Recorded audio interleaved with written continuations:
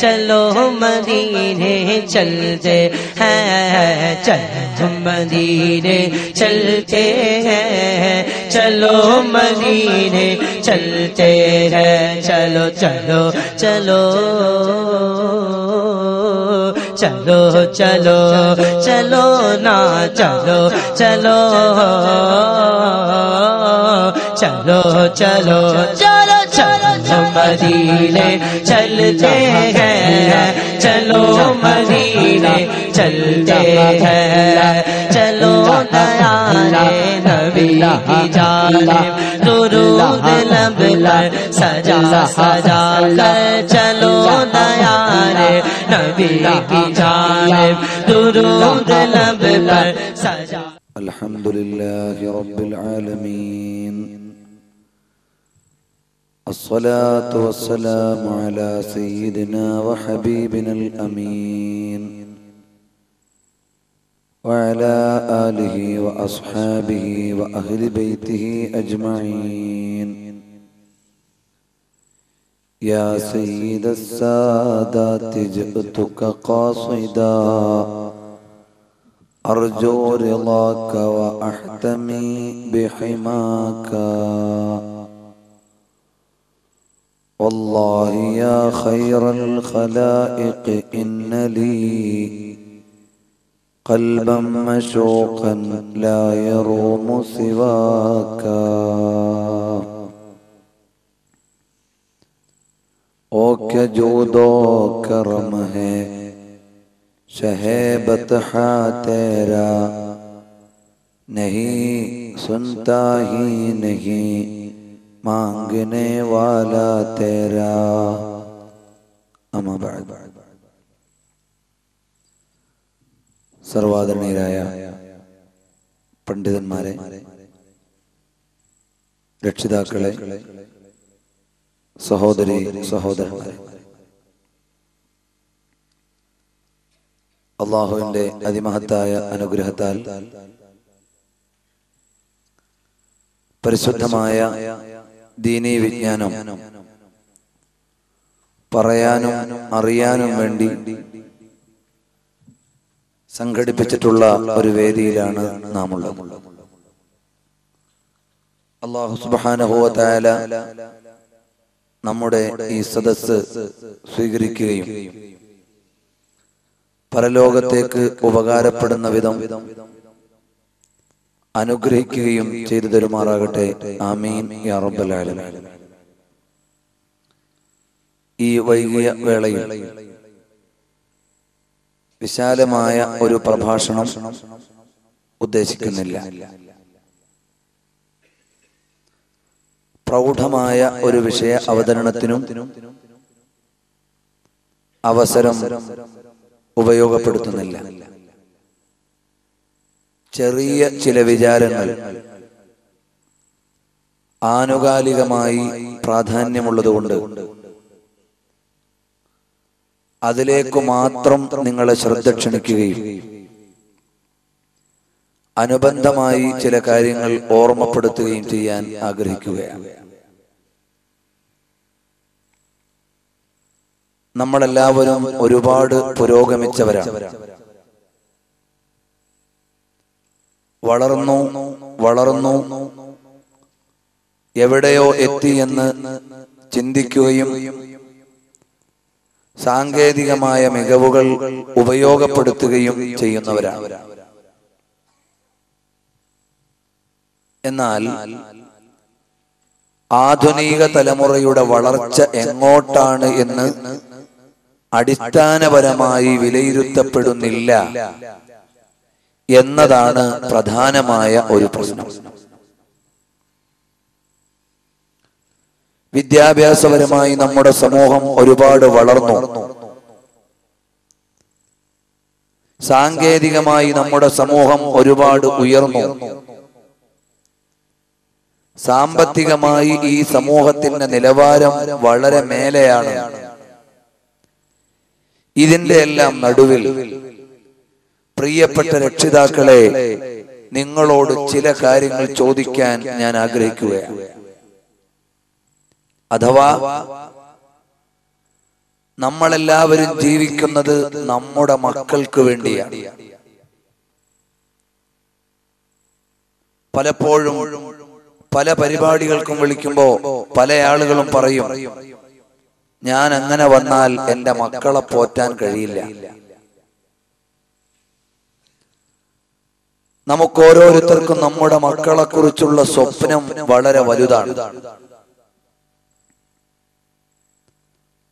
അവർ ഒരു എഞ്ചിനീയർ ആകണം, ഒരു ഡോക്ടർ ആകണം, സാമ്പത്തികമായി നല്ല നിലവാരത്തിലെത്തണം, സാമൂഹികമായി നല്ല അംഗീകാരമുണ്ടാകണം.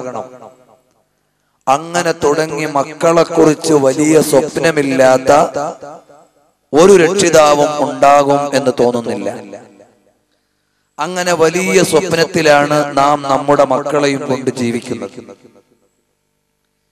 എന്നാൽ ആ മക്കളെ നമ്മുടെ ലക്ഷ്യത്തിനൊത്ത് വളർത്തിക്കൊണ്ടുവരാൻ പ്രിയപ്പെട്ടവരെ നമുക്ക് കഴിയുന്നുണ്ടോ?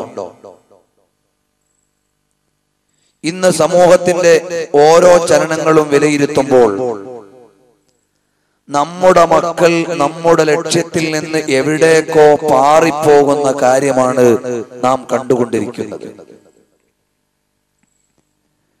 ലോകത്ത് തന്നെ ആരാലും നിയന്ത്രിക്കപ്പെടാൻ പറ്റാത്ത ഒരു വിഭാഗമായി പുതിയ തലമുറ വളർന്നു വരുന്നു എന്ന് പറഞ്ഞാൽ അത് തെറ്റാകും എന്നെനിക്ക് അഭിപ്രായമില്ല.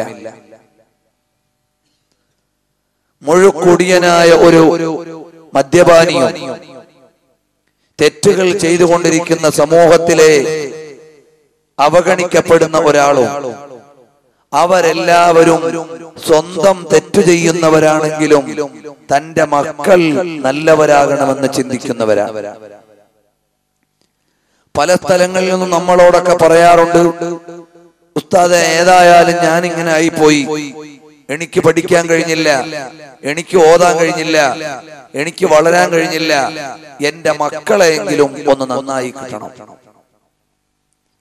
ഇങ്ങനെയെങ്കിലും ചിന്തിക്കാത്ത ആളുകൾ വളരെ കുറവാണ്. എന്നാൽ ഇന്നത്തെ നമ്മുടെ പുതിയ തലമുറയുടെ പോക്ക് എങ്ങോട്ടാണ്? ദീർഘമായി വിലയിരുത്താൻ സമയമില്ല.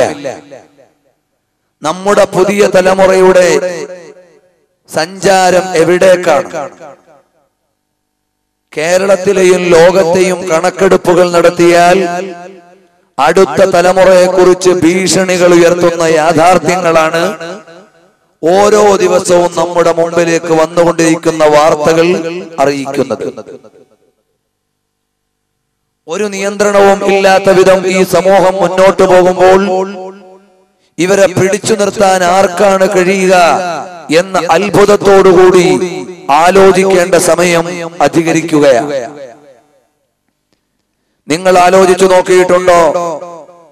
സമീപകാലത്തായി വന്ന പല വാർത്തകളും വായിക്കുമ്പോൾ LKG മുതൽ ഹയർ സെക്കൻഡറി മുതൽ ഗ്രാജുവേഷൻ മുതൽ പോസ്റ്റ് ഗ്രാജുവേഷൻ വരെ എല്ലാ തലത്തിലും പഠിക്കുന്ന വിദ്യാർത്ഥികൾ ക്രിമിനൽ കുറ്റങ്ങളുടെയും ലൈംഗിക തെറ്റുകളുടെയും മദ്യപാനത്തിന്റെയും പാൻ മസാലയുടെയും ഒക്കെ അടിമകളായി കൊണ്ടിരിക്കുന്ന അവസ്ഥ നാം വായിക്കുകയാണ്.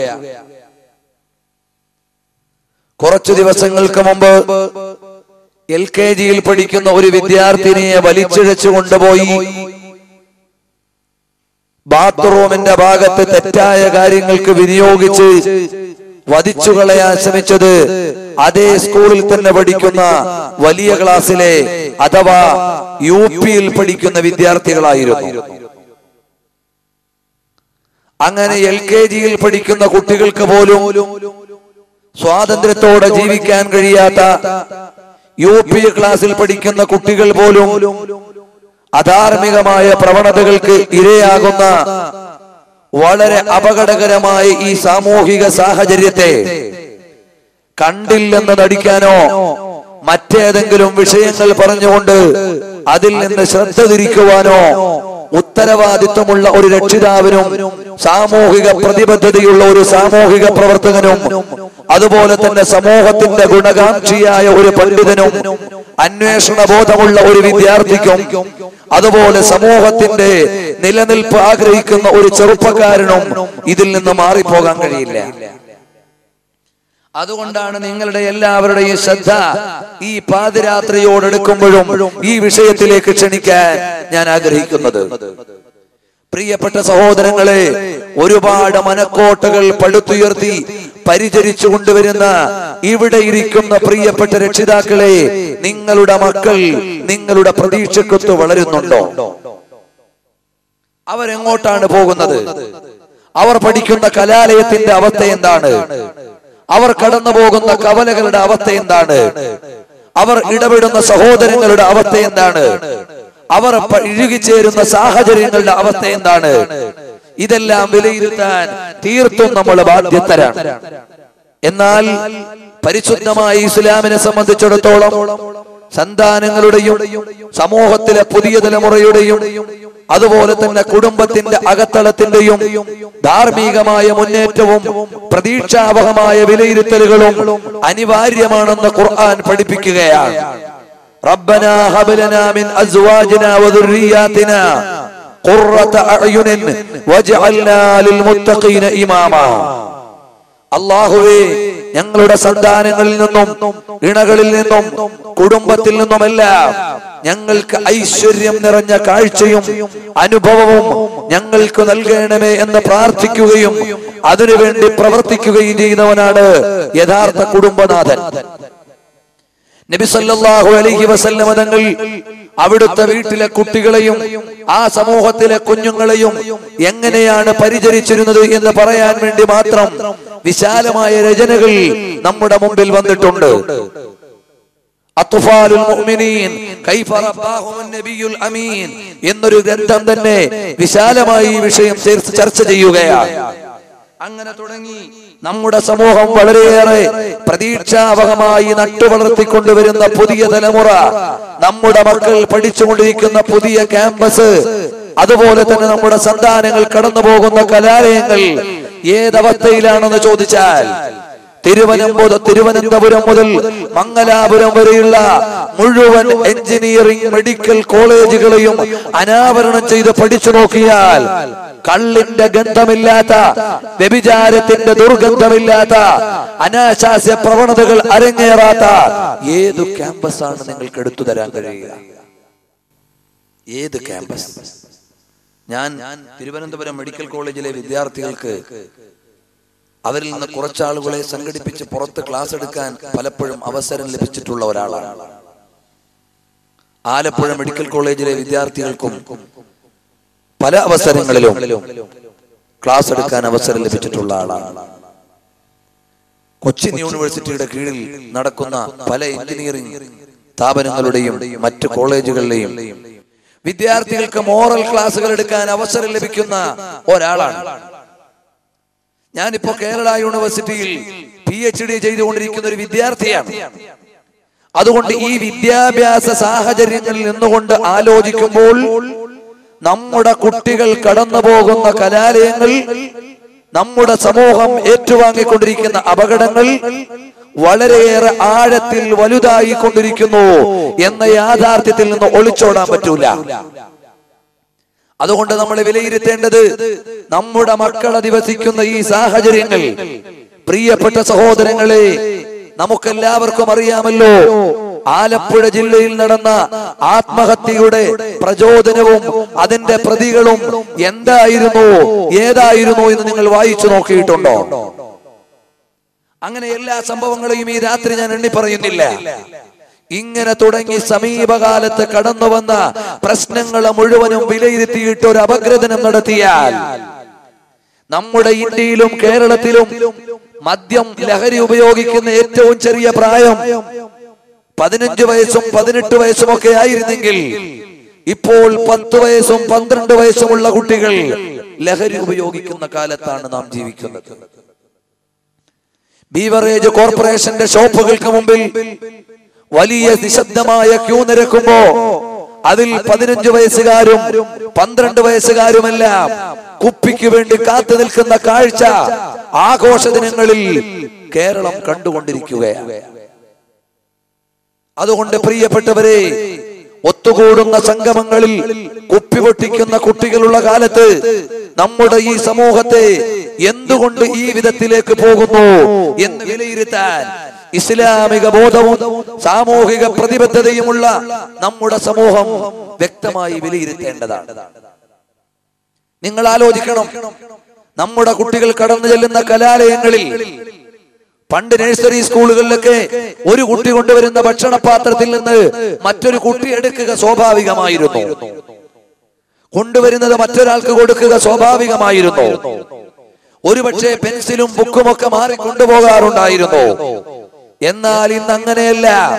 നമ്മുടെ കുട്ടികൾ കലാലയങ്ങളിൽ കൈമാറ്റം ചെയ്യുന്നത് നീല ചിത്രങ്ങളുടെ ചിപ്പുകളും സീഡികളുമാണ് എന്നത് നിങ്ങൾക്കറിയുമോ? നമ്മുടെ മക്കൾ സ്കൂളുകളിൽ കൈമാറ്റം ചെയ്യുന്നത് നീല ചിത്രങ്ങളുടെ മൊബൈൽ ചിപ്പുകളും സീഡികളും അതുപോലെ തന്നെ പെൻഡ്രൈവുകളുമാണ്. അവർ വീട്ടിൽ കൊണ്ടുപോയി കാണാൻ, സ്വകാര്യ സമയങ്ങൾ ഉപയോഗപ്പെടുത്താൻ. കേരളത്തിലെ LP-യിലെയും UP-യിലെയും ഈ എറണാകുളത്തെ ഹയർ സെക്കൻഡറി സ്കൂളിൽ ഉച്ചക്കഞ്ഞിക്ക് വിട്ട സമയത്ത് ഹയർ സെക്കൻഡറി സ്കൂളിലെ ഒരു +1 വിദ്യാർത്ഥിയെ ലൈംഗികമായി വിനിയോഗിക്കുന്ന +2 വിദ്യാർത്ഥി ഇന്ത്യ ടുഡേ റിപ്പോർട്ട് ചെയ്തു. ഇതുപോലെയുള്ള സാമൂഹിക സാഹചര്യമാണ് നമ്മുടെ ഇടയിൽ നടന്നുകൊണ്ടിരിക്കുന്നത്. മാത്രമല്ല, വിദ്യാർത്ഥികളുടെ ഇടയിൽ മയക്കുമരുന്നിന്റെ ഉപയോഗം വലുതാവുകയും ക്യാമ്പസുകൾ കേന്ദ്രീകരിച്ച് മയക്കുമരുന്ന് കച്ചവടം ചെയ്യാൻ മാഫിയകൾ പ്രവർത്തിച്ചുകൊണ്ടിരിക്കുകയും ചെയ്യുന്ന കാലമാണ്. സ്കൂൾ യുവജനോത്സവത്തിന്റെ സമയത്തും മറ്റും അപരിചിതരായ വിദ്യാർത്ഥികൾ സ്കൂൾ ക്യാമ്പസിൽ വരുമ്പോൾ അവരെ പരിശോധിച്ചു നോക്കിയാൽ അരയിൽ പൊതിഞ്ഞു വെച്ചിരിക്കുന്ന കുപ്പികളും അതുപോലെ തന്നെ മയക്കുമരുന്നുകളും പിടിക്കപ്പെട്ടിട്ടുണ്ട് നമ്മുടെ കേരളത്തിൽ. ഇങ്ങനെയുടങ്ങി നമ്മുടെ സമൂഹത്തിൽ അപമര്യാദകളും തെറ്റുകളും വളർന്നു വരുമ്പോ കേരളത്തിൽ നടന്ന സർവേകൾ വിലയിരുത്തി നോക്കിയാൽ നമ്മുടെ നാട്ടിലെ ഗൈനക്കോളജിസ്റ്റുകൾ എന്തുകൊണ്ട് പെട്ടെന്ന് കൊട്ടാരം പണിയുന്നു എന്ന് മാതൃഭൂമി വീക്കിലി ഒരു അന്വേഷണം നടത്തിയിരുന്നു. അതിൽ കണ്ടെത്തിയ മറുപടി എന്താണെന്നറിയുമോ? കൗമാരപ്രായത്തിലെ കുട്ടികളുടെ ഭ്രൂണഹത്യ നടത്തിയിട്ടാണ് നമ്മുടെ സമൂഹത്തിലെ ഗൈനക്കോളജിസ്റ്റുകൾ അവരുടെ കൊട്ടാരങ്ങൾ പണിയുന്നത്. കോഴിക്കോട്, തിരുവനന്തപുരം, കോട്ടയം മെഡിക്കൽ കോളേജുകളിൽ ഫാമിലി വെൽഫെയർ ക്ലിനിക്കുകളിൽ മാത്രം റിപ്പോർട്ട് ചെയ്യപ്പെട്ട കേസുകൾ വിലയിരുത്തി നോക്കുമ്പോ 2001-ന്റെയും 2005 വർഷങ്ങൾക്കിടയിൽ തിരുവനന്തപുരം മെഡിക്കൽ കോളേജിൽ റിപ്പോർട്ട് ചെയ്യപ്പെട്ട കൗമാരപ്രായത്തിലെ ഗർഭഛിദ്രത്തിന്റെ കണക്ക് 6455 ആണ്. നിങ്ങൾക്കറിയും. ബാക്കിയുള്ള കണക്കുകളിലേക്ക് ഞാൻ പോകുന്നില്ല. തിരുവനന്തപുരത്തെ ഫാമിലി വെൽഫെയർ ക്ലിനിക്കിൽ രേഖപ്പെടുത്തപ്പെട്ട കണക്ക് മാത്രമാണിത്. എന്നാൽ പ്രൈവറ്റ് ഹോസ്പിറ്റലുകളിൽ, മറ്റ് ഗവൺമെന്റ് ഹോസ്പിറ്റലുകളിൽ, പ്രൈവറ്റ് ക്ലിനിക്കുകളിൽ, അതുപോലെ തന്നെ ഈ എറണാകുളത്തിൽ ഉയർന്നു നിൽക്കുന്ന വലിയ വലിയ മൾട്ടി സ്പെഷ്യാലിറ്റി ഹോസ്പിറ്റലുകളിൽ എത്രയേറെ കൗമാരപ്രായത്തിലുള്ള ഭ്രൂണഹത്യകൾ നടക്കുന്നു എന്ന് വ്യക്തമായ കണക്കെടുത്താൽ കേരളം ഞെട്ടിപ്പോകും. ഈ രൂപത്തിലാണ് നമ്മുടെ പെൺകുട്ടികൾ പഠിച്ചുകൊണ്ടിരിക്കുന്ന കലാലയത്തിന്റെയും പുതിയ സാഹചര്യത്തിന്റെയും കണക്കെടുപ്പ് എന്ന് പ്രിയപ്പെട്ട സഹോദരങ്ങൾ മനസ്സിലാക്കണം. അതുപോലെ മൊബൈലുകളിലൂടെ വ്യാപിച്ചുകൊണ്ടിരിക്കുന്ന നീലചിത്രങ്ങൾ, വീട് വിട്ടിറങ്ങി പോകുന്ന പെൺകുട്ടികൾ, പരിപൂർണമായ സ്വാതന്ത്ര്യം നൽകപ്പെടുന്ന കൗമാരപ്രായത്തിലെ വിദ്യാർത്ഥിനികൾ. നിങ്ങൾക്കറിയുമോ എന്തുകൊണ്ടാണ് പുതിയ സമൂഹം ഇങ്ങനെ പോകാനുള്ള കാരണം? എന്തുകൊണ്ട് ഇത്തരം തെറ്റുകളിലേക്ക് കൂപ്പുകുത്തിക്കൊണ്ടിരിക്കുന്നു? നമ്മുടെ തലമുറ ഇത്തരം അരുതായ്മകളിലേക്ക് എങ്ങനെ ചേക്കേറിക്കൊണ്ടിരിക്കുന്നു?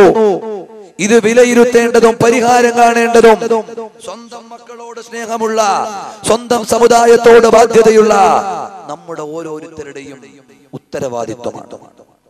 നിങ്ങൾ വിലയിരുത്തണം. ഇതൊക്കെ എത്ര വാദോരാതെ പ്രസംഗിച്ചാലും സ്വന്തം വീട്ടിൽ വന്നതിന് ശേഷമേ നമ്മൾ ആലോചിക്കുകയുള്ളൂ. കേരളത്തിലെ ഒരു മഹല്ലിൽ 3 മാസത്തിനുള്ളിൽ 26 പെൺകുട്ടികൾ ഒളിച്ചോടിയ മഹല്ലുണ്ട്. അതുപോലെ തന്നെ മഹല്ല് കമ്മിറ്റികളെ മുഴുവനും ഞെട്ടിച്ചും വെട്ടിച്ചുമുള്ള നിരവധി കേസുകൾ നമുക്ക് കാണാൻ കഴിയുന്നുണ്ട്.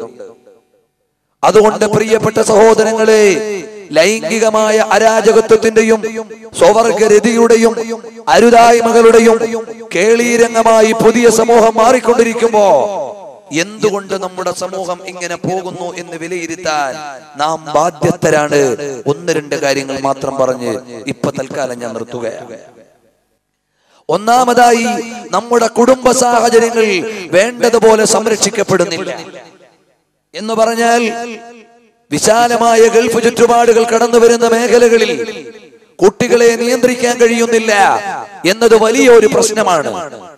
എന്ന് പറഞ്ഞാൽ, വീട്ടിലെ കുടുംബിനികൾ അവരുടെ നിയന്ത്രണത്തിൽ നിർത്താൻ ഭൂരിപക്ഷ കുട്ടികളെയും കഴിയുന്നില്ല. ഉമ്മമാർക്ക് ആൺകുട്ടികളെ നിയന്ത്രിക്കുന്നിടത്ത് വലിയൊരു പരിധിയുണ്ട്. അതുകൊണ്ട് അർദ്ധവിധവകളെന്ന് വിലയിരുത്തപ്പെടേണ്ട ഗൾഫുകാരുടെ ഭാര്യമാർ, അതുപോലെ തന്നെ ജനിക്കുമ്പോഴേ വാപ്പയും ഉമ്മയും ജീവിച്ചിരിക്കുന്ന യതീമുകൾ എന്ന് പറയപ്പെടേണ്ട ഗൾഫുകാരുടെ മക്കൾ ഈ സമൂഹത്തിൽ ആരുടെയും നിയന്ത്രണത്തിന് വിധേയമാകാത്ത വിധം പരമസ്വാതന്ത്ര്യത്തോടെ ഏതിലേക്കും ചേക്കേറാൻ അവർ കടന്നു വന്നുകൊണ്ടിരിക്കുകയാണ്. അതുകൊണ്ട് ഗൾഫിലുള്ള വാപ്പാക്ക് നാട്ടിലുള്ള മക്കളെ നിയന്ത്രിക്കാൻ കഴിയുന്നില്ല, വീട്ടിലുള്ള ഉമ്മാക്ക് സ്വന്തം മക്കളെ നോക്കാൻ കഴിയുന്നില്ല. അങ്ങനെ നല്ലൊരു ഭാഗം പുതിയ വിദ്യാർത്ഥികൾ, ഇത് പറയുമ്പോ ചില ആളുകൾ അത്ഭുതപ്പെടുന്നുണ്ടാവും. നിങ്ങൾ നമ്മുടെ മുസ്ലിം മാനേജ്മെന്റുകൾക്ക് കീഴിൽ കഴിയുന്ന ഇംഗ്ലീഷ് മീഡിയങ്ങളിൽ ഒരു സർവേ നടത്തി നോക്കൂ. അപ്പോൾ തന്നെ നിങ്ങൾക്ക് മനസ്സിലാക്കാൻ കഴിയും ഇതിന്റെ വ്യക്തമായ റിപ്പോർട്ടുകൾ. ഈ രൂപത്തിൽ നിയന്ത്രണമില്ലാത്ത കുടുംബങ്ങൾ വ്യാപകമായി നമ്മുടെ സമൂഹത്തിൽ കടന്നു വന്നുകൊണ്ടിരിക്കുകയാണ്. അതോടൊപ്പം പുതിയ തലമുറയെ നിയന്ത്രിക്കാൻ മുൻകാല തലമുറകളെ നിയന്ത്രിച്ചിരുന്ന സാമൂഹിക ഘടകങ്ങൾക്ക് കഴിയുന്നില്ല. എന്ന് പറഞ്ഞാൽ, മുമ്പൊക്കെ ഒരുപക്ഷെ വാപ്പയെ അനുസരിക്കാത്തവനും അധ്യാപകനെ അനുസരിക്കുമായിരുന്നു. മാതൃകായോഗ്യരും ഉത്തരവാദിത്വവുമുള്ള അധ്യാപകരിലൂടെ നല്ല ഭാവിയിലേക്ക് എത്തിപ്പെട്ട ഒരു തലമുറ നമുക്കുണ്ട്. എന്നാൽ ഇന്നത്തെ അധ്യാപകന്മാർക്ക് കുട്ടികളെ ധാർമ്മികമായി ചിട്ടപ്പെടുത്തുന്നതിൽ ഒരു നിലക്കും സ്വാധീനിക്കാൻ കഴിയുന്നില്ല എന്നത് വലിയൊരു അപകടമാണ്. ആരാണ് അധ്യാപകനെ ആദരിക്കുന്നവർ? അധ്യാപകർക്ക് കുട്ടികളുടെ മോറൽ കാഴ്ചപ്പാടുകൾ ക്രമീകരിക്കുന്നിടത്ത് ഒരു വൈറ്റൽ റോൾ അഭിനയിക്കാൻ കഴിയുന്ന ആളുകൾ എത്ര പേരുണ്ട്? കഴിയുന്നില്ല. വിദ്യാലയത്തിലെ ചുറ്റുപാട് ഒരു കാട്ടാനയെ നാട്ടാനയാക്കുന്നതിന് പകരം ഒരു നാട്ടാനയെ കാട്ടാളനാക്കുന്ന അവസ്ഥയിലേക്ക് നമ്മുടെ വിദ്യാലയങ്ങൾ എത്തിയിരിക്കുന്നു. പണ്ടൊക്കെ വാപ്പായ പേടിയില്ലാത്തവരും ഉമ്മയെ ഭയമില്ലാത്തവരും അധ്യാപകനെ അനുസരിക്കാത്തവരും നാട്ടുകാരണവന്മാരുടെ ചൊൽപ്പടിയിൽ നിയന്ത്രിക്കപ്പെട്ടിരുന്നു. ആ വ്യവസ്ഥിതി തന്നെ സമൂഹത്തിൽ നിന്ന് പോയി.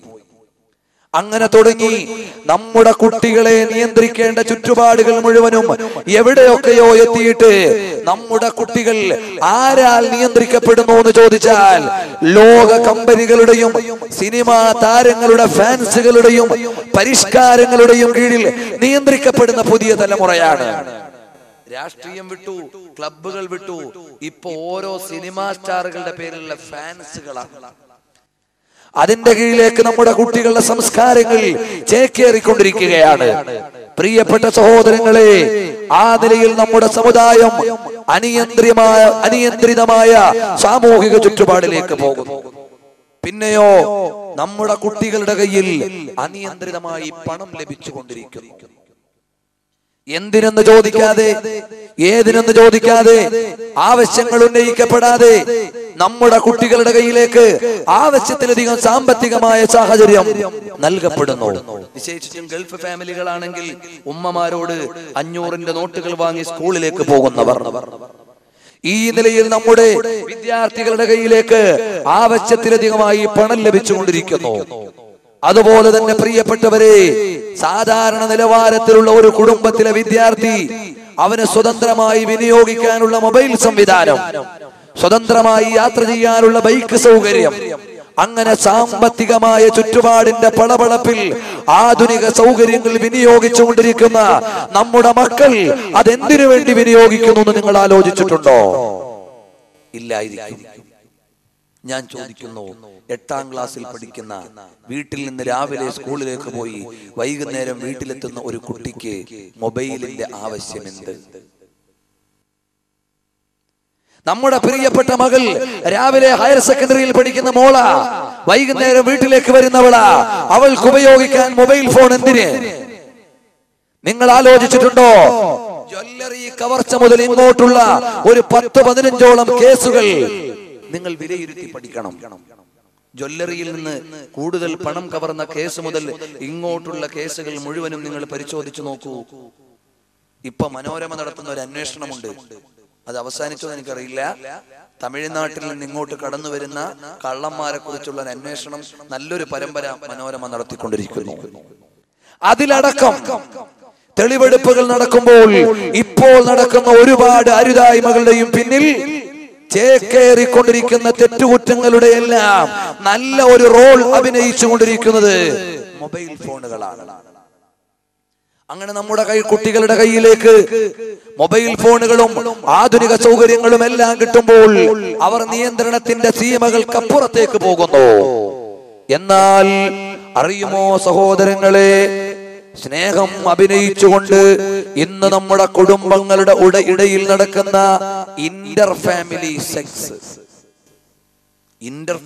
സെക്സ് മീൻസ് കുടുംബത്തിലെ ഉള്ളിലുള്ള അംഗങ്ങൾ തമ്മിൽ നടക്കുന്ന ലൈംഗികമായ കുറ്റങ്ങൾ റിപ്പോർട്ട് ചെയ്യപ്പെട്ടതിന്റെ കണക്ക് തന്നെ ഭീതിതമാണ്. പാശ്ചാത്യ രാജ്യങ്ങളിലല്ല, ഏഷ്യൻ രാജ്യങ്ങളിലല്ല, നമ്മുടെ കേരളത്തിൽ വരെ അത്തരം തെറ്റുകുറ്റങ്ങൾ വ്യാപിച്ചുകൊണ്ടിരിക്കുന്നു. എന്നാൽ ഇതിനൊരു പരിഹാരം നമുക്ക് ആവശ്യമില്ലേ? ഞാൻ സമയം വൈകിയതുകൊണ്ട് നീട്ടിക്കൊണ്ടുപോകുന്നു. ഇങ്ങനെ നമ്മുടെ സമൂഹം അപകടകരമായ ഒരു വഴിയിലൂടെ മുന്നോട്ട് പോയി പരിഷ്കാരത്തിന്റെയും അതുപോലെ തന്നെ ഫാഷനുകളുടെയും ആധുനിക കാഴ്ചപ്പാടുകളുടെയും അടിയിലൂടെ മുന്നോട്ട് പോകുമ്പോ എന്റെ പ്രിയപ്പെട്ട രക്ഷിതാക്കളോട് ചോദിക്കുന്നു, നമ്മുടെ മക്കൾ എങ്ങോട്ട് പോകുന്നു? നമ്മുടെ മക്കൾ എങ്ങോട്ടാ പോന്നെ? ഈ മൊബൈലിന്റെയും പുതിയ സംസ്കാരത്തിന്റെയും തേർഡ് ജനറേഷന്റെയും ഫോർത്ത് ജനറേഷന്റെയും പിന്നിൽ ഈ സമൂഹം എങ്ങോട്ട് പോകുന്നു? നിങ്ങൾ കണ്ണു തുറക്കുന്നില്ലേ? നിങ്ങൾക്ക് ഈ സമൂഹത്തെ കുറിച്ചൊരു ബോധമില്ലേ? എന്റെ മകൻ പോകുന്നു, അവന്റെ മൊബൈൽ എന്തിന് വിനിയോഗിക്കുന്നു, അവന്റെ സംസാരം ഏത് സംസ്കാരത്തെ ഏറ്റെടുക്കുന്നു, അവന്റെ ഡ്രസ്സ് എന്തിനെ പ്രതിനിധാനം ചെയ്യുന്നു? ഇതിനെക്കുറിച്ചൊന്നും ഒരു ഉത്തരവാദിത്വവും നമുക്ക് ആവശ്യമില്ലേ? നമ്മൾ അന്ധന്മാരെ പോലെ ജീവിച്ചാൽ മതിയോ? നമ്മുടെ കണ്ണു തുറക്കേണ്ടതില്ലേ? നിങ്ങളുടെ പൊന്നുമോൻ പഠിക്കുന്ന തൊട്ടടുത്തുള്ള ഹയർ സെക്കൻഡറി സ്കൂളിൽ എന്തു നടക്കുന്നു എന്ന് നിങ്ങൾക്ക് അറിയേണ്ടതില്ലേ? നിങ്ങളുടെ മകന്റെ കൂട്ടുകാരാരാണ് എന്ന് നിങ്ങൾക്ക് വിലയിരുത്തേണ്ടതില്ലേ? അതുകൊണ്ടാണ് നമ്മുടെ മക്കളെ നമ്മുടേതായി ലഭിക്കണമെങ്കിൽ, നമ്മുടെ മക്കൾ നമുക്ക് ഉപകാരപ്പെടണമെങ്കിൽ നാം എന്തു ചെയ്യണം?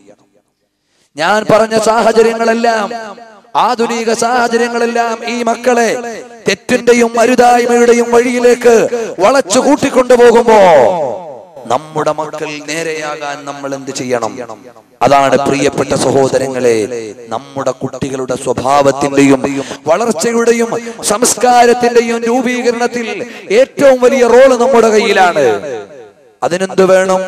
കുല്ലു മൗലൂദിൻ യൂലദു അലൽ ഫിത്ര ഫഅബവാഹു യുഗവ്വിദാനിഹി വയുനസ്സിറാനിഹി വയുമജ്ജിസാനിഹി. ലോകൈക ഗുരുവായ റഹ്മത്തുൽ ലിൽ ആലമീൻ മുഹമ്മദുർ റസൂലുള്ളാഹ് സല്ലല്ലാഹു അലൈഹി വസല്ലം തങ്ങളെ പഠിപ്പിക്കുന്നു. ഇമാം ബുഖാരി നിവേദനം ചെയ്യുന്നു, എല്ലാ മക്കളും ജനിക്കുന്നത് നിഷ്കളങ്കമായ സാഹചര്യത്തിലാ. എങ്ങോട്ടും കൊണ്ടുപോകാൻ പറ്റുന്ന സാഹചര്യം, ഏത് മതവും ഏറ്റെടുക്കാൻ പറ്റുന്ന സാഹചര്യം, ഏത് സംസ്കാരവും ഏറ്റെടുക്കാൻ പറ്റുന്ന സാഹചര്യം, ഏത് സംസ്കാരത്തിന്റെയും അടിമയാകാൻ പറ്റുന്ന സാഹചര്യം, ആ സാഹചര്യത്തിലേക്കാ നമ്മുടെ കുട്ടികൾ മുഴുവനും ജനിച്ചു വീഴുന്നത്.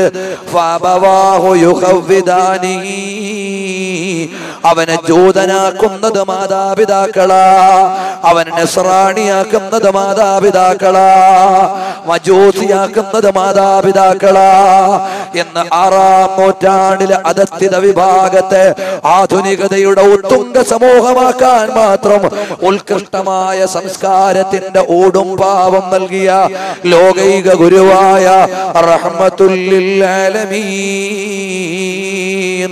മുഹമ്മദുർ റസൂലുള്ളാഹ്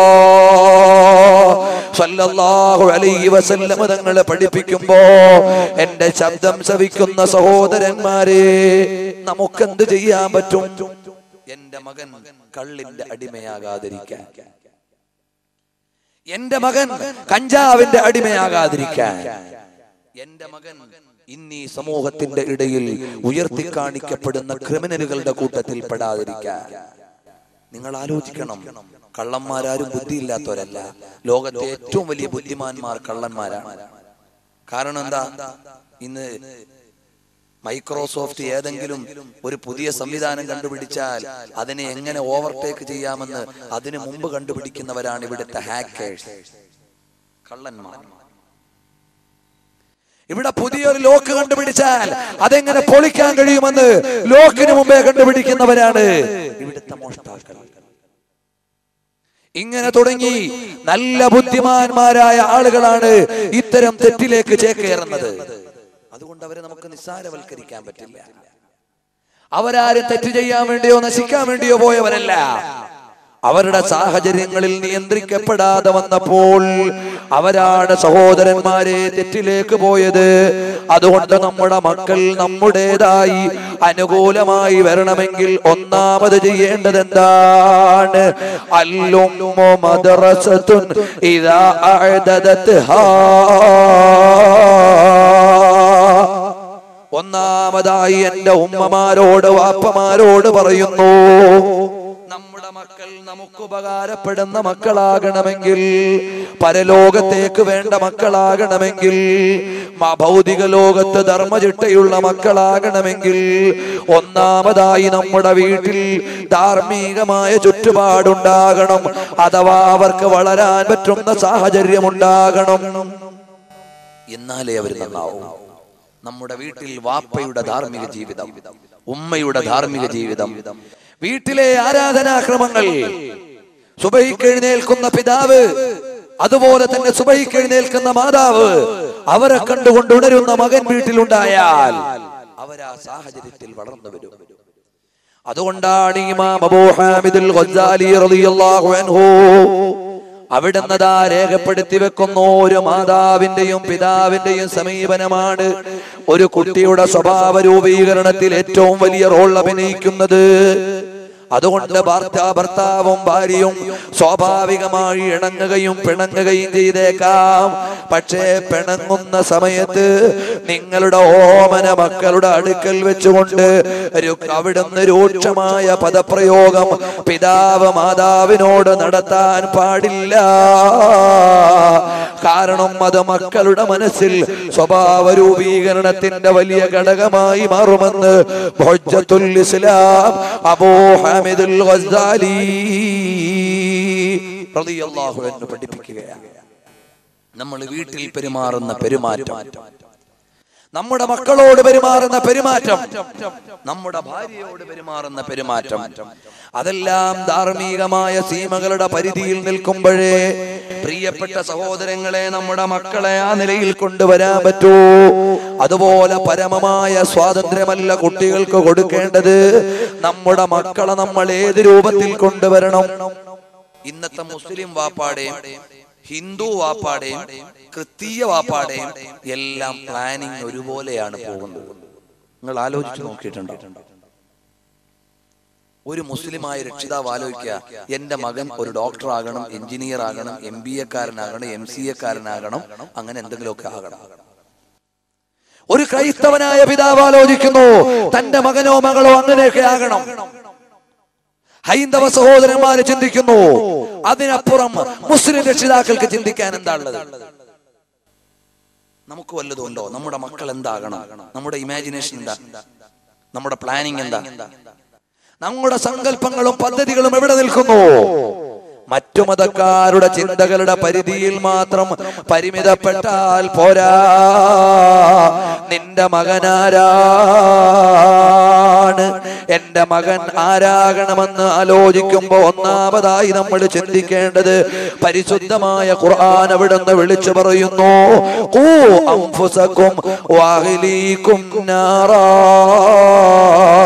വഖൂദുഹാ അന്നാസു വൽ ഹിജാറാ. നിങ്ങളുടെ മക്കളാരാണ് ആകേണ്ടത്? നിങ്ങളുടെ മക്കൾക്ക് നിങ്ങൾ കൊടുക്കേണ്ടത് കൊട്ടാരമാണോ? നിങ്ങളുടെ മക്കൾക്ക് കൊടുക്കേണ്ടത് പ്രൊഫഷണൽ കോഴ്സുകളാണോ? നിങ്ങളുടെ മക്കൾക്ക് കൊടുക്കേണ്ടത് സ്വർഗമാണ്. അതാണ് ലോകത്തിന്റെ നേതാവ് മുഹമ്മദുർ റസൂലുള്ളാഹ് സ്വല്ലല്ലാഹു അലൈഹി വസല്ലം തങ്ങളുടെ പരിശുദ്ധമായ മക്കായുടെ മലമുകളിൽ കയറി നിന്നുകൊണ്ട് ഓരോ ഗോത്രങ്ങളെയും വിളിക്കുമ്പോ, അല്ലയോ അല്ലയോ ഖുറൈശി കുലമേ, അങ്ങനെ ഓരോ കുലങ്ങളെയും ഗോത്രങ്ങളെയും വിളിക്കുമ്പോ പ്രിയപ്പെട്ട മോളെ വിളിക്കുന്നു, യാ ഫാത്തിമ ബിന്ത് മുഹമ്മദ്, ഓ മുഹമ്മദ് നബിയുടെ മകളായ ഫാത്തിമ, അൻഖിദി നഫ്സകി മിനൻ നാർ. മോളെ, മോളുടെ ശരീരം നരകത്തിൽ നിന്ന് മോചിപ്പിക്കണം. മോളുടെ ശരീരം നരകത്തിലേക്ക് പോകാൻ പാടില്ല. അപ്പം മുസ്ലിം വാപ്പായും ഉമ്മായും പ്ലാൻ ചെയ്യേണ്ടത്, ക്രമീകരിക്കേണ്ടത് സ്വന്തം മക്കളെ സ്വർഗത്തിലേക്ക് കൊണ്ടുപോകാൻ പഠിക്കണം. ഇന്ന് വാപ്പായും ഉമ്മായും മനസ്സിലാക്കിയിരിക്കുന്നത് മക്കളോടുള്ള സ്നേഹം എന്ന് പറഞ്ഞാൽ അവർക്ക് ആവശ്യമുള്ള പണം കൊടുക്കലാണ്, ആവശ്യമുള്ള സാധനം വാങ്ങി കൊടുക്കലാണ്, ആവശ്യമുള്ള സ്വാതന്ത്ര്യം കൊടുക്കലാണ്. അതൊന്നുമല്ല. അവർക്ക് സ്വർഗം കൊടുക്കലാണ് അവരോടുള്ള സ്നേഹം. നബി സല്ലല്ലാഹു അലൈഹി വസല്ലം തങ്ങളുടെ പൊന്നുമോൻ ഇബ്രാഹിം എന്ന കുഞ്ഞുമോൻ മടിത്തട്ടിൽ കിടന്നുകൊണ്ട് മരണവെപ്രാളം അനുഭവിക്കുമ്പോൾ നബി സല്ലല്ലാഹു അലൈഹി വസല്ലം തങ്ങൾ പറയുന്നു, യാ ഇബ്രാഹിം ഇന്നാ ലമഹ്സൂനൂന ബിഫിറാഖിക യാ ഇബ്രാഹിം വലാ നഖൂലു ഇല്ലാ മാ യർളാ റബ്ബുനാ. ഓ ഇബ്രാഹിം എന്ന മോനെ, മോന്റെ വിയോഗത്തിൽ നമുക്ക് വിഷമമുണ്ട്. പക്ഷേ അല്ലാഹുവിന് പൊരുത്തപ്പെടാത്തതൊന്നും നമ്മൾ പറയുന്നില്ല. ലോകത്തോട് വിട പറഞ്ഞ കുഞ്ഞുമോനെയും എടുത്ത് മദീനയുടെ മണൽപ്പരപ്പിലുള്ള ആദരണീയമായ ജന്നത്തുൽ ബഖീഇലേക്ക് ചെല്ലുമ്പോഴാണ് അല്ലാഹുവിന്റെ ഹബീബ് സല്ലല്ലാഹു അലൈഹി വസല്ലം തങ്ങൾ അരിമ സന്താനത്തിന്റെ പുണ്യ ശരീരം ഖബറിലേക്ക് ഇറക്കി വെച്ചിട്ട് അതിന്റെ ചാരത്തിരുന്നു കൊണ്ട് പറയുന്നു, യാ ഇബ്രാഹിം ഇദാ ജാഅകൽ മലകാനിൽ കരീമാനിൽ അസീസാനിൽ ഹായിലാനി സായിലാനി മുൻകരി വനകീർ. ഓ മോനെ, മുൻകറും നകീറും എന്ന രണ്ട് മലക്കുകൾ വന്നാൽ, മലക്കാനിൽ കരീമാനിൽ അസീസാനിൽ ഹായിലാൻ ആയ രണ്ട് മലക്കുകൾ വന്നാൽ പറയണം, മോനെ അല്ലാഹു റബ്ബി വ മുഹമ്മദുർ റസൂലുള്ളാഹി അബീ എന്ന് പറയണമെന്ന് പറയുന്ന പരാമർശം ഇമാം ഹാഫിദ് സുയൂത്തിയുടെ അൽ ഹാവിയിൽ ഫതാവയിൽ നമ്മൾ വായിക്കുകയല്ലേ. പ്രിയപ്പെട്ട സഹോദരങ്ങൾ, മനസ്സിലാക്കണം, നബി സല്ലല്ലാഹു അലൈഹി വസല്ലം തങ്ങൾ അരിമ മകളായ ഫാത്തിമ ബീവിക്ക് കൊടുത്തത് അധികാരമല്ല, പണമല്ല, അംഗീകാരമല്ല, സ്വർഗമാണ് കൊടുത്തത്. പ്രിയപ്പെട്ട കൂട്ടുകാരനായ സിദ്ദീഖുൽ അക്ബർ തങ്ങളോട് പറഞ്ഞു, അന്ത മുബശ്ശറുൻ ബിൽ ജന്ന, സ്വർഗമാണ് കൊടുത്തത്. പ്രിയപ്പെട്ട മക്കളായ ഹസനൈനിക്ക് കൊടുത്തതോ സയ്യിദാ ശബാബിൽ ജന്ന, സ്വർഗീയ യുവാക്കളുടെ നേതാക്കളാണ് നിങ്ങൾക്ക് ഇവിടെ വേറൊന്നും വേണ്ട. നബി സല്ലല്ലാഹു അലൈഹി വസല്ലം തങ്ങളോട് അഭേദ്യമായ ബന്ധം പുലർത്തിയിരുന്ന മുഴുവൻ ആളുകളും ശുഹദാക്കളാണ്. എന്തുകൊണ്ട്? അവർ സ്വർഗത്തിലേക്ക് പോകേണ്ടവരായതുകൊണ്ട്. നബി സല്ലല്ലാഹു അലൈഹി വസല്ലം തങ്ങളോട് അഭേദ്യമായ ബന്ധം പുലർത്തിയ ഉമർ ബിൻ ഖത്താബ് തങ്ങളും ഉസ്മാൻ ഇബ്നു അഫ്ഫാൻ തങ്ങളും അലി ഇബ്നു അബീ ത്വാലിബ് തങ്ങളും എല്ലാ ആളുകളെയും നിങ്ങൾ വിലയിരുത്തി നോക്കൂ. അവരെല്ലാം ശുഹദാക്കളല്ലേ? അവർക്ക് വലിയ അധികാരം കൊടുത്തോ? ഖിലാഫത്ത് എന്ന് പറഞ്ഞാൽ കേവലം രാജാധികാരമല്ല, ഇസ്ലാമിന്റെയും സമൂഹത്തിന്റെയും നിലനിൽപ്പിന് വേണ്ടിയുള്ള സേവനമെന്നേ വിലയിരുത്താൻ പറ്റൂ. അവരാരും കൊട്ടാരങ്ങളിൽ കിടന്നവരല്ല, അവരാരും വെപ്പാട്ടികളെ വെച്ചവരല്ല, അവരാരും അധികാരത്തിന്റെ ദംശ്രം ഉപയോഗിച്ചവരല്ല. അതുകൊണ്ട് 4 ഖലീഫമാരും അവർ ലോകത്തുള്ള രാജാക്കളെ പോലെ തുലനപ്പെടുത്തേണ്ടതല്ല. നബി സല്ലല്ലാഹു അലൈഹി വസല്ലം തങ്ങൾ തങ്ങളോട് ബന്ധമുള്ള മുഴുവൻ ആളുകൾക്കും കൊടുത്തത് ഷഹാദത്തല്ലയോ? ഹുസൈൻ റളിയല്ലാഹു അൻഹുവിന്റെ തലയറുത്തു മാറ്റിയിട്ട് തെരുവിലൂടെ കുന്തത്തിൽ കൊണ്ടു നടന്നില്ലയോ? വിശദീകരിച്ചു പോകുന്നില്ല. അതുകൊണ്ട് നമ്മുടെ മക്കൾ നന്നായി വളരണോ? അവർക്ക് ആവശ്യമായ സ്നേഹം കൊടുക്കണം, അവർക്ക് ആവശ്യമായ സംവിധാനം കൊടുക്കണം. പക്ഷേ നിയന്ത്രണമില്ലാത്ത കുടുംബ സാഹചര്യമായാൽ അവര് നന്നായി വരൂല. ഇന്ന് നോക്കൂ, ഇന്റർനെറ്റ് നമ്മുടെ കുട്ടികൾ മൊബൈലിൽ നെറ്റ് ഉപയോഗിക്കുന്ന കാലമാണ്. ഇത് ചിലപ്പോ പ്രായമുള്ള വാപ്പാക്കും ഉമ്മാക്കും ഒന്നും മനസ്സിലാവില്ല. അതിലൂടെ കൈവെള്ളയിലേക്ക് വരാത്ത തോന്നിവാസങ്ങളൊന്നുമില്ല. അതുകൊണ്ട് ആ മക്കളെ നിയന്ത്രിക്കാനും കടിഞ്ഞാനിടാനും വിലങ്ങു വെക്കാനും നമ്മൾ തയ്യാറാകണം. എന്ന് പറഞ്ഞാൽ ആവശ്യമായ നിയന്ത്രണം. ആവശ്യമായ നിയന്ത്രണമില്ലെങ്കിലോ നമ്മുടെ മക്കളുടെ കയ്യിലേക്ക് വരുന്നത് മുഴുവനും അരുതായ്മയാണ്. അതുകൊണ്ട് എന്റെ മകന് നല്ല നിലയിൽ വളർത്താൻ എന്ത് ചെയ്യണം? വീട്ടിൽ നല്ല സാഹചര്യം കൊടുക്കുന്നതോടൊപ്പം അവർക്ക് ധാർമ്മികമായ വിദ്യാഭ്യാസം കൊടുക്കണം. ഇന്ന് വാപ്പാക്കും ഉമ്മാക്കും മദ്രസ വിദ്യാഭ്യാസം വേണ്ട. മതവിദ്യാഭ്യാസത്തിന് പോയാൽ കേവലം ശമ്പളം കുറഞ്ഞ ജോലിയെന്ന് മാത്രം വിലയിരുത്തുകയാണ്. അതുകൊണ്ട് പ്രിയപ്പെട്ട സഹോദരങ്ങളെ, ആത്മീയമായ വിദ്യാഭ്യാസം കൊടുക്കാൻ നമ്മൾ തയ്യാറാകണം. എന്നാലേ മക്കൾ അല്ലാഹുവിനെ അറിയൂ, റസൂലുള്ളാഹിനെ അറിയൂ. അറിയുമോ? ഇന്നത്തെ നിങ്ങൾ നാളെ മുതൽ ഒരു മാസത്തെ പത്രം ഒന്ന് കളക്ട് ചെയ്തിട്ട് കുട്ടികളുടെയും കൗമാര പ്രായക്കാരുടെയും തെറ്റുകൾ മുഴുവനും ഒന്ന് വിലയിരുത്തിയിട്ട് നിങ്ങൾ പഠിച്ചു നോക്കിയാൽ നബി സല്ലല്ലാഹു അലൈഹി വസല്ലം തങ്ങളുടെ ഒരു പ്രഖ്യാപനം പാലിച്ചാൽ അതിൽ നിന്ന് രക്ഷപ്പെടുന്നതേ ഉള്ളൂ. ആ പ്രഖ്യാപനം എന്താ? മുർസബിയ ബിസ്സലാ ഇദാ ബലഗ 7 സിനീൻ ഫളരിബൂഹു അലാ തർക്കിഹാ ഇദാ ബലഗ 10 സിനീൻ. 7 വയസ്സാകുമ്പോ നിങ്ങളുടെ മക്കളോട് നിസ്കാരം കൊണ്ട് കൽപ്പിക്കണം.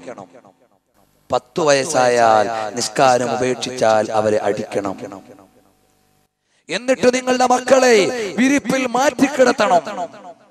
ആൺകുട്ടികളാണെങ്കിലും രണ്ടുപേരും ഒരു വിരിപ്പിന്റെ ഉള്ളിൽ ഉറങ്ങാൻ അനുവദിക്കരുത്. ആൺകുട്ടിയും പെൺകുട്ടിയുമാണെങ്കിൽ ഏതായാലും അനുവദിക്കരുത്. ഈ നിലക്കുള്ള ധാർമ്മിക പാഠമാണ് നബി സല്ലല്ലാഹു അലൈഹി വസല്ലം തങ്ങൾ കാലങ്ങൾക്ക് മുമ്പ് ലോകത്തോട് വിളിച്ചു പറഞ്ഞതെങ്കിൽ 7ാമത്തെ വയസ്സ് മുതൽ സ്കൂളിൽ 7ാമത്തെ വയസ്സ് മുതൽ നിസ്കരിക്കാൻ തുടങ്ങുന്ന കുട്ടി, 10ാം വയസ്സ് മുതൽ നിർബന്ധമായും പാലിക്കുന്ന കുട്ടി, അവന് തെറ്റിലേക്ക് പോകാൻ കഴിയുമോ? ഞാൻ സേവനം ചെയ്യുന്ന തിരുവനന്തപുരം ജില്ലയിലെ ആറ്റിങ്ങലിന് സമീപം ചിറയിൻകീഴ് മഹല്ലിന്റെ പരിധിക്ക് അടുത്ത് ഒരുപാട് ഹയർ സെക്കൻഡറി സ്കൂളുകളുണ്ട്. നിരവധി ഹയർ സെക്കൻഡറി സ്കൂളുകളുള്ള ഒരു ഏരിയയാണ്. ആ സ്കൂളുകളിലെല്ലാം പഠിച്ചു നോക്കുമ്പോൾ 60% വിദ്യാർത്ഥികളും മുസ്ലിം വിദ്യാർത്ഥികളാ. പക്ഷേ പ്രധാനപ്പെട്ട ഒറ്റ സ്കൂളിൽ നിന്നും ജുമഅക്ക് പോലും പ്രായപൂർത്തിയായ മക്കളെ പോലും കൊണ്ടുവരുന്നില്ല. അതിന്റെ പേരിൽ രക്ഷിതാക്കൾക്ക് പരാതിയില്ല. MGM ഇന്റർനാഷണൽ സ്കൂൾ, മറ്റേ സ്കൂൾ, അങ്ങനെ ഒരുപാട് സ്കൂളുകൾ. ആ സ്കൂളുകളിലെ 15 വയസ്സായ പ്രായപൂർത്തിയായ ഈ സമുദായത്തിന്റെ ആൺകുട്ടികൾ അവർക്ക് ജുമഅ പോലുമില്ല എന്ന സാഹചര്യത്തിൽ, എന്നിട്ട് ആജിയാർക്ക് വല്ല വിഷമമുണ്ടോ? ഒരു വിഷമവും ഇല്ല. പള്ളി പ്രസിഡന്റിന് വല്ല വിഷമമുണ്ടോ? ഇല്ല. ഈ സമുദായത്തിന്റെ പുതിയ തലമുറക്ക് ധാർമ്മികമായ വിദ്യാഭ്യാസം കൊടുക്കാൻ നമ്മുടെ രക്ഷിതാക്കൾ പിന്നിലാണ്. കാരണം എന്താ? രാവിലെ 2 മണിക്കൂറെങ്കിലും മദ്രസയിലേക്ക് വിടാൻ നമുക്ക് കഴിയുന്നില്ല. എന്നാൽ എന്റെ രക്ഷിതാക്കൾ മനസ്സിലാക്കണം, നിങ്ങളുടെ മകൻ എത്ര വലിയ വിദ്യാഭ്യാസമുള്ള ആളാണെങ്കിലും അവരുടെ മെഡിക്കലിന്റെയോ എഞ്ചിനീയറിംഗിന്റെയോ പ്രൊഫഷണൽ കോഴ്സുകളുടെയോ ഒരു സർട്ടിഫിക്കറ്റിനും ഖബറിന്റെ അകത്ത് വാല്യൂ ഇല്ല. മരണം വരെ അല്ലാതെ വിലയില്ല. അതേ സമയത്ത് ലോകൈക ഗുരുവായ മുഹമ്മദ് മുസ്തഫ സല്ലല്ലാഹു അലൈഹി വസല്ലം തങ്ങൾ പഠിപ്പിക്കുന്നു, ഫതഅല്ലുമുൽ ലിൽബാബി മിൻ ഇൽമിൻ ലഹു ഫളലുൻ അലാ മിഅതി റുകയ്യതി നാഫിലാ ലമലായികും തളഉൽ ജനാഹ ലഹു ഇദാ യസ്ആ റിളൻ ബിമറാമിഹി മുതഖബ്ബലാ. അല്ലാഹുവിന്റെ പരിശുദ്ധമായ ദീനാകുന്ന ആത്മീയ വിജ്ഞാനം പഠിക്കാൻ പോകുന്ന കുട്ടികൾ അല്ലാഹുവിന്റെ അർശിന്റെ തണലിന്റെ കീഴിലാണ്, അല്ലെങ്കിൽ മലായികത്തിന്റെ ചിറകിന്റെ കീഴിലാണ്. നിങ്ങൾക്കറിയുമോ, മർക്കസുൽ ബുശറയിൽ പഠിക്കുന്ന കൊച്ചു മുതഅല്ലിമീങ്ങളായി ഇവിടെ ഇരിക്കുന്നത് അള്ളാഹുവിന്റെ മാർഗത്തിലുള്ള വിജ്ഞാനം പഠിക്കാൻ നല്ല നിയ്യത്തോടുകൂടി അവരിറങ്ങിയാൽ മൻ സലക ഫീ തരീഖിൻ യൽതമിസു ഫീഹി ഇൽമൻ സലക ഫീ തരീഖിൽ ജന്നാ. അള്ളാഹുവിന്റെ വിശുദ്ധമായ ഇസ്ലാമിക വിജ്ഞാനത്തെ തേടിയിട്ട് ഒരാളൊരു വഴിയിൽ പ്രവേശിച്ചാൽ അവൻ സ്വർഗത്തിലേക്കുള്ള വഴിയിലാണ്. ഇതാരുടെ വാക്കാ? സത്യം മാത്രം പറഞ്ഞ ലോകൈക ഗുരുവായ മുഹമ്മദ് മുസ്തഫ സല്ലല്ലാഹു അലൈഹി വസല്ലം തങ്ങളുടെ വാക്കാണ്. അപ്പൊ നിങ്ങളുടെ മകനെ സ്വർഗത്തിന്റെ വഴിയിലേക്ക് ചേർത്ത് കൊടുക്കാൻ നിങ്ങളുണ്ടോ? അതാ നിങ്ങൾ ചെയ്യേണ്ടത്. സ്വർഗത്തിന്റെ വഴിയിലേക്ക് നിങ്ങളുടെ മകനെ ചേർത്ത് കൊടുക്കണം, നിങ്ങളുടെ മകളെ വെച്ചു കൊടുക്കണം. പരിശുദ്ധമായ അള്ളാഹുവിന്റെ പൊരുത്തത്തിലുള്ള വഴി.